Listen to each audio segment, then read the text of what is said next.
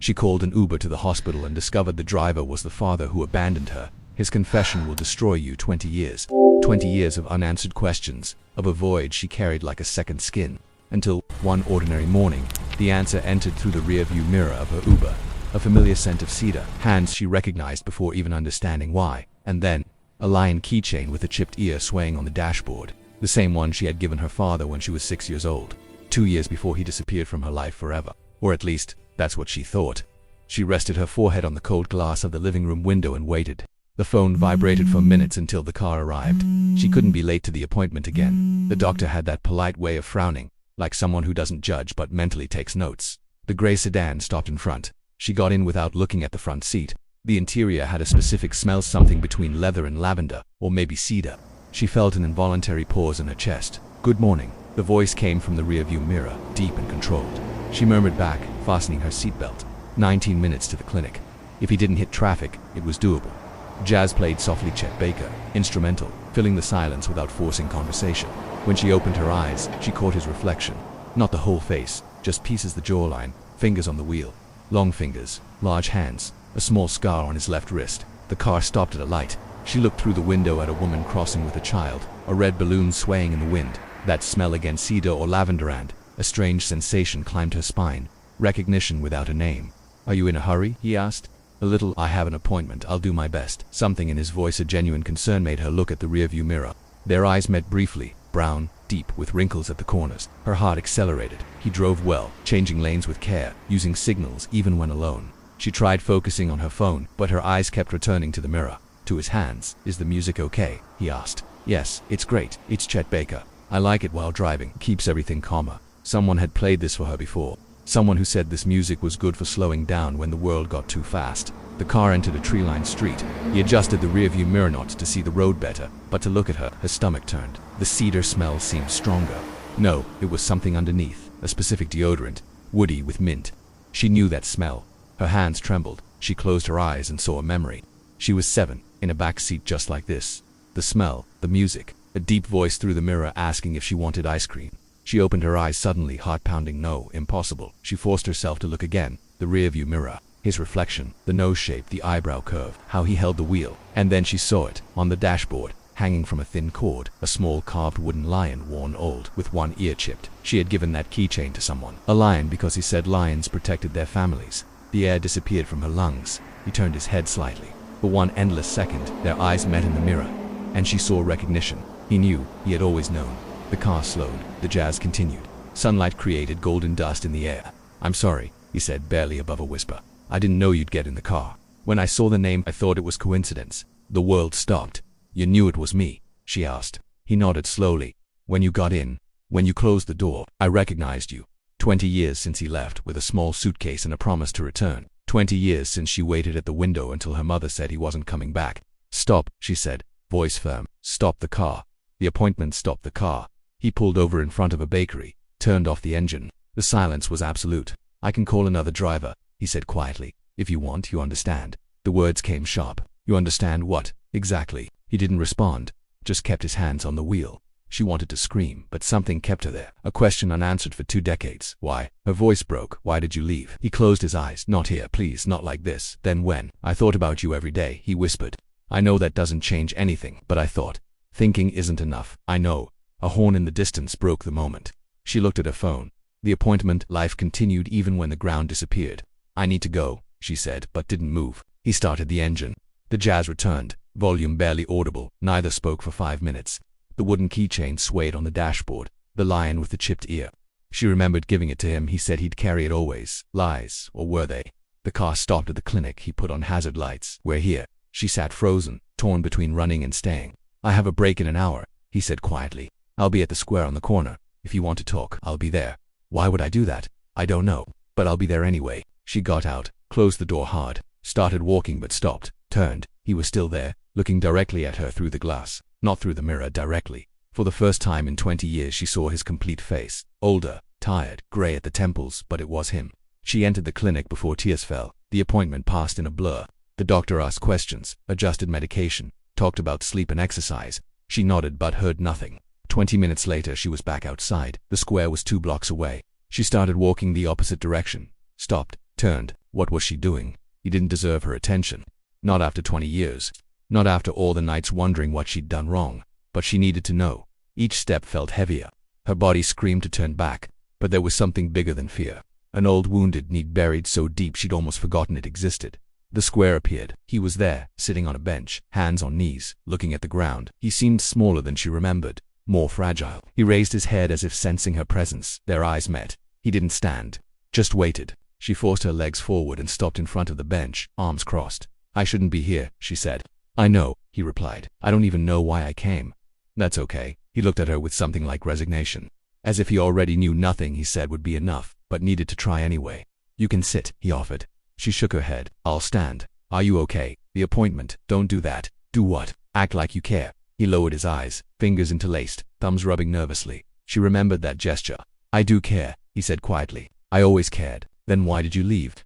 The question came raw and direct. He raised his head. She saw real pain in his eyes. Because I thought it was the only way to protect you. She laughed bitterly. Protect me? From what? From my life. From my life, from everything falling apart. That doesn't make sense. I know it doesn't now. But then it did. Her legs weakened. She sat on the far end of the bench, turned away from him. Explain, she said. Explain how abandoning a 7-year-old protects her. He was silent so long she almost left. Then he spoke, voice lower, more tired. I had debts. Very large debts. With very bad people. She turned slightly. What kind of debts? Gambling. I had a gambling problem. Your mother knew, but not how serious. I hid it well. Until I couldn't anymore. Her stomach turned. You gambled our money. Everything, the house, savings. And when there was nothing left, I borrowed, kept gambling because I thought I could recover it. You're an idiot. Yes, I am. The brutal honesty surprised her. They started showing up. He continued. Phone calls, then knocks on the door. Then one day, one of them appeared at your school. Saw you leaving. Her blood froze. What? He didn't do anything. Just stood watching. It was a message. We know where your daughter is. We can reach her. She couldn't breathe. Why didn't you call the police? I tried. They said if I did, they'd make you and your mother pay. That they could make it look like an accident. You're lying. I wish I were. His hands trembled. I left because I thought if I disappeared they'd follow me. If I wasn't close, they'd have no reason to use you against me. I made a deal. Said I'd leave, disappear. But you had to be left in peace. And it worked. Yes, they never appeared again. I checked for years. Always from afar. She felt something breaking inside. Not forgiveness, but the first crack in her wall of anger. Why didn't you come back after? He sighed. Because the more time passed, the more impossible it became. How could I come back after a year, 2? How could I explain I'd chosen to leave? I was paralyzed between wanting to protect you and be near you. I ended up just disappearing. The wind blew stronger. A child ran past chasing a dog. Life continued around them, indifferent. Does Mom know you're here? No, she doesn't want to know about me. She told me you left for another woman. He closed his eyes, pain crossing his face. She was protecting you. It's easier to hate someone who abandoned you for selfishness than understand they did it from fear. It's not easier. None of this is easy. I know. Silence settled. Different now. Still heavy but with room to breathe. How did you end up driving Uber? I needed work. And driving is anonymous. I don't have to explain my life. Just take people from place to place. Until today. She really looked at him. The wrinkles, gray hair, permanently curved shoulders carrying something too heavy too long. Do you still gamble? No. Stopped the day I left. 12 years clean. I go to meetings twice weekly. Never missed one. And the debt took 12 years, but I paid everything. Worked 3 jobs. Lived in places you can't imagine, but I paid it all. The keychain, she said suddenly. You still have it? He looked surprised. She'd noticed. Never took it off, even living where theft was common. It was the only thing of yours I had. Tears came before she could stop them. She turned away, wiping with her hand. I looked for you, she said, voice choked. When I got older, searched online, thought you'd died. I changed my name. Legally part of the deal. They demanded I disappear completely, and now, still in danger. No, it's been years, but the name stayed. She shook her head, processing. 20 years of anger wouldn't disappear in 20 minutes, but there were cracks now. Places where light could enter. I don't know if I can forgive you, she said. I'm not asking for forgiveness. Then what? He looked at her, so vulnerable she almost looked away. Nothing. I just wanted you to know the truth. That it wasn't your fault. Never was. She understood then. All those childhood nights wondering what she'd done wrong. All the relationships she'd sabotaged, because deep down she believed she wasn't worthy of staying. He'd left, and she'd carried the guilt. I need to go, she said, but didn't move. I know. Neither moved. Do you have children? She asked suddenly. No. Never married again. Never had anyone else. And you? He asked hesitantly. No. Me neither. Is your mother well? Yes. She remarried. A good man. She paused. He's a good father. Pain crossed his face. I'm glad. She deserved it. And me, didn't I deserve it? He looked straight at her. You deserved everything. Deserved a father who stayed, who wasn't a coward, who put you first before any bet, any debt, any excuse. Then why weren't you that father? Because I didn't know how. And when I realized how much I'd ruined everything, it was too late. It's never too late. You chose for it to be. You're right. His simple agreement deflated her anger. I hate you, she said without conviction. You should. No, I wanted to hate you. For years I clung to that hatred because it was all that made sense. But now I don't know what to feel. He just waited. Good at waiting. Maybe all he'd done for 20 years. Did you follow my life? She asked. He hesitated. Yes. Not closely, but yes. I knew when you graduated, went to college, got your own apartment. Your mother posted photos. I created fake profiles to see. That's stalking, I know. But it was the only way to know you were okay. Alive. The last word came broken. She saw tears in his eyes. He didn't hide them. You don't have the right to cry, she said tiredly. I know that too. A pigeon landed near them. She watched it, grateful for distraction. What do you want from me? She asked. Now, after all this, he thought long. I want you to live your life. Be happy, not carry the weight of my choices. Too late for that, I know, but maybe knowing the truth helps. Even if it doesn't change anything. At least you know it wasn't your fault. She felt something loosening in her chest. Not forgiveness, but something. A knot beginning to untie. I don't know what to do with this information. With you, you don't have to do anything. Don't have to forgive me or have me in your life. I just wanted you to know. What if I want to? The words escaped. Have you in my life? I don't know if I do, but what if? He looked surprised, hopeful, terrified. Then I'll be here, however you allow. I'm not asking to be your father. I lost that right. But if you want someone to talk to, someone on your side, I'll be here. She nodded slowly. I need time, as much as you need, and I can change my mind. I know. You can't show up in my life uninvited. I won't. She stood. He stayed seated, looking up. What's your number? She asked. He blinked, confused. What? Your phone number. If I decide to talk. He gave it. She saved it without a name. Just digits. I'll think about it. But don't wait. I might never call. I won't wait, but I'll be here if you do. She took a step back. One thing. You said you changed your name. What is it now? Michael. Michael Torres. Goodbye, Michael, she said, testing the words. Goodbye. She turned and walked away without looking back. But as she walked, she felt something different. A small lightness, as if something trapped inside had finally found space to move. The truth hadn't fixed anything, but it had opened a door, and maybe that was enough for now. Days passed in a trance. She went to work, completed tasks, but her mind was elsewhere, always returning to that bench, that voice saying he thought it was the only way to protect her. Thursday night her best friend arrived with wine and pizza. You've been weird since Monday. What happened? She told everything. Her friend listened in complete silence. Wow, she finally said. What are you going to do? I don't know. Do you want to see him again? She stared at her wine. Sometimes, yes. Sometimes I wake up so angry I can barely breathe. That's normal. You don't have to decide now. Later, alone with her thoughts, she grabbed her phone, looked at the nameless number. She typed, "Hi, it's me. I still don't know what I want, but I thought you should know I'm thinking." She sent it. His response came immediately. "Thank you for telling me. You don't need to do anything, but thank you, simple. No pressure." She put the phone down and, for the first time in days, slept through the night. Weeks passed. They exchanged occasional messages. How was your day? Eating well. Small threads connecting them. She discovered things. He was vegetarian. Ran every morning. Had a cat named Miles. Worked driving because he liked the solitude. He learned about her. She didn't like coffee, but drank it anyway. Was afraid of elevators. Wrote sometimes, but never showed anyone. A month later, she invited him for pizza at her apartment. He arrived with white daisies, standing at the door uncertainly. "Come in," she said. "You're making me nervous." They ate cold pizza, talking about everything and nothing. When he left late that night, she realized it had been easy. Not perfect, but easy. And easy was enough. More weeks passed. Visits became frequent. There were still difficult moments when anger returned suddenly, but they learned to navigate it.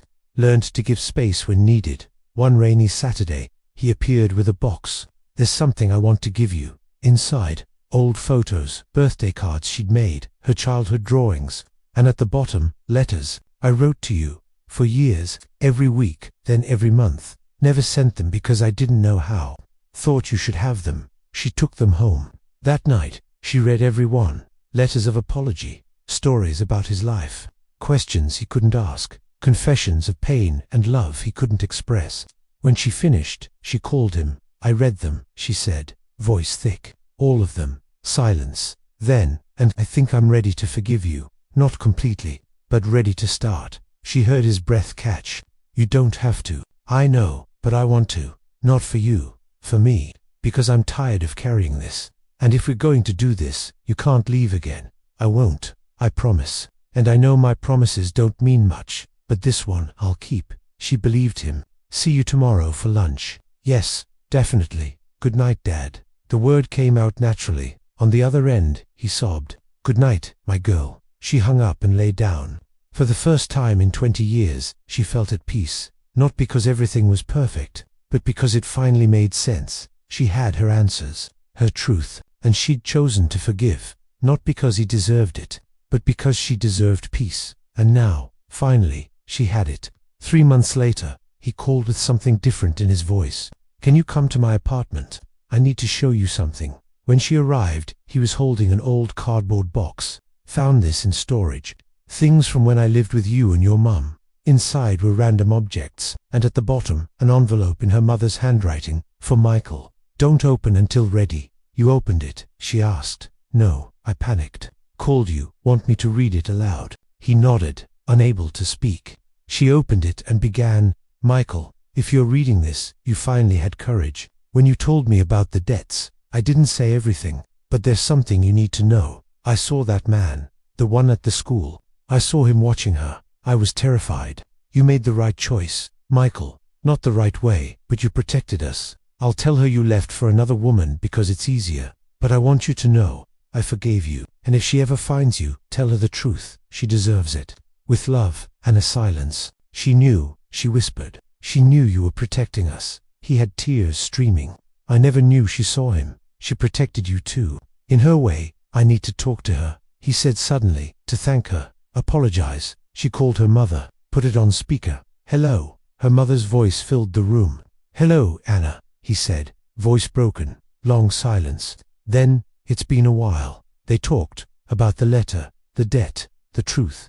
Do you want to see us? He finally asked. Together. Her mother took forever to answer. Sunday. Come for lunch, 2 o'clock. And Michael, don't bring flowers. Bring the truth. Sunday came. They went together. Her mother opened the door. Hi, Anna. Hi, Michael. 20 years in one look. Come in. The meal was formal at first. Safe topics. But then her mother asked directly, why didn't you try to come back after? Shame. Fear. The certainty I'd ruined everything irreparably. You didn't trust me to help. No. And that was my biggest mistake. Her mother nodded. Thank you for admitting that. The conversation continued, carefully, honestly. When it was time to leave, something unexpected happened. Her mother hugged him. Thank you for finally showing up, even if it took 20 years. In the car going home, neither spoke for a while. How are you feeling? She asked. Exhausted, relieved, grateful, all at once. It was good. Yes, we're not enemies anymore. It's a beginning. Yes, another beginning. 2 weeks later, he asked her to come over. On his living room table sat a wooden box. I've been thinking, he said. I never gave you a choice. He knelt before her. Everything until now, I controlled. I left without asking, reappeared without warning. So now, I'm giving you a real choice. No pressure, no guilt. He pushed the box closer. Inside is everything. All the letters, photos, the keychain things, proving you were always here. He touched his chest even when you weren't. His voice broke. If you want, keep it. We continue. Build something new. But if you don't, leave the box. Leave. I won't call. Won't show up. I'll let you live without the weight of fitting me in. Tears fell from her eyes. No matter what you choose, you owe me nothing. You gave me more than I deserved, just by listening. She looked at the box. At him her hands trembled as she touched the wood. You're giving me permission to leave, she said. Yes, because you deserve control over your own story. She opened it slowly. The letters, photos, and the lion keychain on top. She picked up the lion, held it in her palm. I don't want to leave, she said. He released a breath held for 20 years. Are you sure? She looked at him, really looked. Saw the broken man who ran, the recovering man who fought, the father who never stopped loving. I'm sure, not because I've completely forgiven you, but because I choose you, not the father you should have been, but the man you're trying to be. His tears fell freely. I don't know if I deserve this. It's not about deserving. It's about choosing, and I'm choosing. She picked up the box, hugged it, then extended her hand. He took it slowly. Thank you, he whispered. No, thank you for letting me choose. They stayed connected, the box between them, the lion pressed in her palm. Not cinematic, no swelling music, no grand promises. Just a moment, quiet, honest, real, a father and daughter, choosing each other. Finally, 3 months later, she helped him cook dinner at his apartment. Jazz played. She knew the names: now Chet Baker, Miles Davis, John Coltrane. Pass the salt, he asked. He passed it, watching him cook with his tongue between his teeth, same as she did. That's going to burn. No, it won't. It burned. They laughed, ordered Chinese, ate from boxes on the floor. For years I imagined if you came back, she said. Created 1,000 versions. None were like this. Like what? Simple, normal. Eating Chinese on the floor because you burned dinner. He smiled. Is it disappointing? No, it's perfect. She looked around at the small apartment. The lion keychain framed on the wall. The photos before and after. I was thinking about telling others, at work, about you, and I don't know how to explain. You can just say, he's my father. The words hit her with force. He really is. You're my father. Yes, for better or worse, I am. She put the food down, looked at him directly. You know what I learned? People aren't just the worst things they did. You did terrible things, hurt me forever. But you're also here, trying. And that counts too. Does it really? Yes, it doesn't erase the rest, but it counts. He nodded, eyes shining. You're wiser than I ever was. I learned from someone else's mistakes. She smiled. Later, driving her home, she turned before getting out. Dad, yes. Thank you for staying this time. I'm not going anywhere, I know, but still, thank you. A year after the reunion, she woke one Saturday with a different feeling. She made coffee, sat on the balcony. The city woke slowly. Life happening. Her phone rang. Good morning, he said. Good morning, Dad. The word came naturally now, without weight. Want to go to the park, by the river? Sure. They met and walked without hurry, talked about small things. They passed a father teaching his daughter to ride a bike. The girl fell, cried. He picked her up, wiped tears, put her back on. She watched, feeling recognition, not envy, not sadness, just acceptance of what she'd lost and what she now had. Are you okay? He asked. Yes, just thinking about how life is strange. Sometimes you lose something and spend years trying to fill the void.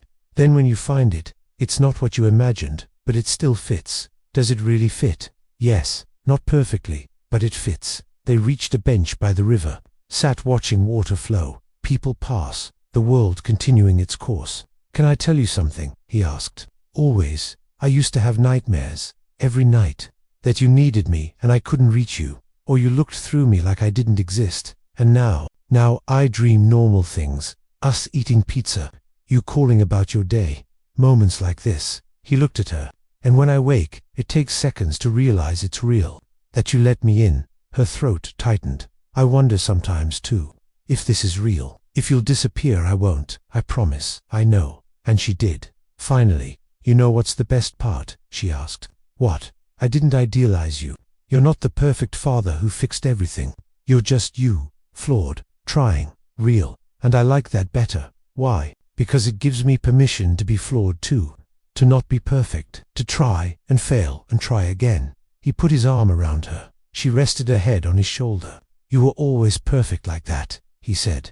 No, but I'm learning to be okay with it. They stayed like that, father and daughter, connected not by biology or obligation, but by choice, by willingness to try, by courage to forgive the imperfect and find beauty in what remained. The sun moved, shadows changed, water kept flowing, and she realized something. The question that haunted her 20 years, why did he leave, didn't matter anymore. The answer had come, been processed, understood, but what mattered now was different. Will he stay? And that answer she knew. Yes, he would stay. And so would she. Maybe that was all they both ever needed. Not perfection, but presence. Not absence of pain, but willingness to heal together. Not rewriting the past, but choosing the future. One day at a time, one moment at a time, one step at a time. Together, finally. Life rarely gives perfect endings, but sometimes it gives people the chance to choose, to forgive the imperfect, to accept that people are more than their worst mistakes, and to build something new on the ruins of what was lost. Her journey was about finding peace amid imperfection, learning that forgiveness doesn't mean forgetting, but choosing not to carry the weight alone. Discovering that truth, however painful, can liberate. Have you had to forgive something unforgivable? Discovered a truth that changed how you saw your story? Or maybe you still carry an unanswered question, an unfilled void. Your experience can touch someone, make another person feel less alone. Share your story in the comments. Your voice matters. Thank you for being here, for listening, for feeling. Until the next story.